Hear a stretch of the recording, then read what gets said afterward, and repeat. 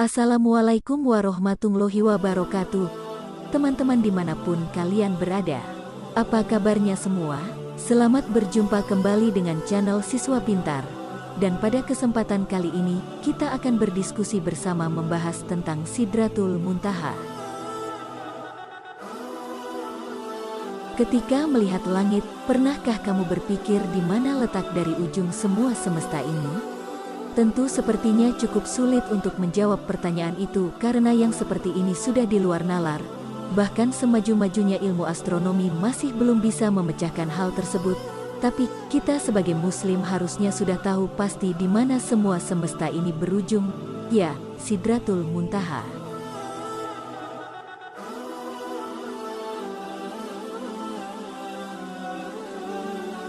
Dalam berbagai literatur baik Al-Quran maupun hadis dikatakan jika Sidratul Muntaha adalah ujung dari semua semesta, lebih tepatnya bagian paling atas setelah langit ketujuh. Tempat ini sendiri tak pernah bisa dimasuki oleh siapapun, bahkan termasuk malaikat Jibril. Namun, berkat izin Allah, Nabi Muhammad jadi satu-satunya makhluk yang pernah melakukannya. Hal tersebut dikemas dalam sebuah perjalanan spiritual yang dikenal dengan Isra Miraj.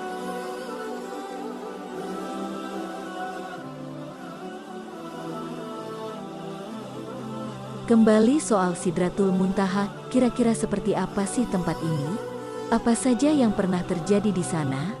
Semua pertanyaan ini bisa kamu temukan jawabannya lewat ulasan berikut. Sebelum kita lanjut, silahkan subscribe untuk mendapatkan informasi dan video menarik lainnya terbaru dari kami. 1. Bentuk Sidratul Muntaha ternyata adalah sebuah pohon. Mendengar kata Sidratul Muntaha, kita pastinya akan membayangkan sebuah tempat yang luar biasa dan tak bisa dideskripsikan. Mungkin memang seperti itu, tapi dalam berbagai hadis, Rasul cukup jelas mengatakan bagaimana bentuk dari tempat satu ini. Ya, Sidratul Muntaha adalah sebuah tempat yang berbentuk seperti pohon bidara atau dalam bahasa Arabnya adalah sidrah. Soal detail, Rasul tak mengatakan hal tersebut dengan cukup jelas. Hanya saja, beliau mengungkapkan jika tempat ini sangatlah indah. Dari Anas bin Malik, Rasul bersabda, "Ketika aku dimirajkan ke langit ketujuh, aku diajak ke Sidratul Muntaha. Ketika pohon ini diliputi perintah Allah, dia berubah. Tak ada seorang pun manusia yang mampu menggambarkannya, karena sangat indah." 2. Buah, daun, dan akar Sidratul Muntaha. Sidratul Muntaha adalah sebuah pohon, maka selayaknya pohon ia juga memiliki daun, buah dan akar.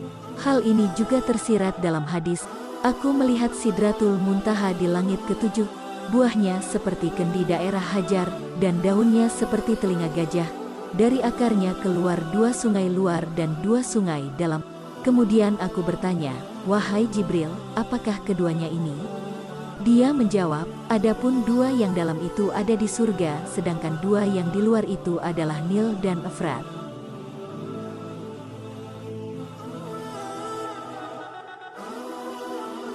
Tentang daun Sidratul Muntaha, ada juga riwayat yang menyebutkan kalau banyaknya daun di sana jumlahnya sama dengan bilangan makhluk yang Allah ciptakan. Dari penjelasan ini makin terbayang seperti apa Sidratul Muntaha, meskipun tetap saja terlalu susah sebenarnya kalau imajinasikan. 3. Letak dari Sidratul Muntaha. Seperti yang sudah dijelaskan di atas, pohon ini adalah ujungnya semesta dan ia terletak setelah puncaknya langit ketujuh. Hal ini juga ditegaskan oleh sebuah riwayat oleh Ibnu Mas'ud dari Rasul yang mengatakan bahwa Sidratul Muntaha adalah pangkal dari semua yang naik. Dari sini bisa disimpulkan jika pohon ini terletak di sebuah tempat yang sangat tinggi. Tak hanya itu, Sidratul Muntaha juga dikatakan sangat berdekatan dengan surga. Hal ini dijelaskan di surat An-Najm ayat 12-18. Maka apakah kaum musyrik Mekah hendak membantahnya tentang apa yang telah dilihatnya? Dan sesungguhnya Muhammad telah melihat Jibril itu dalam rupanya yang asli pada waktu yang lain. yaitu di Sidratul Muntaha. Di dekatnya ada surga tempat tinggal. Muhammad melihat Jibril ketika Sidratul Muntaha diliputi oleh sesuatu yang meliputinya. Penglihatannya, Muhammad tidak berpaling dari yang dilihatnya itu dan tidak pula melampauinya. Sesungguhnya dia telah melihat sebahagian tanda-tanda kekuasaan Tuhannya yang paling besar. Makin jelas bagaimana gambaran Sidratul Muntaha, dan setelah mengetahui ini harusnya bikin kita makin kagum dan takjub dengan kebesaran Allah.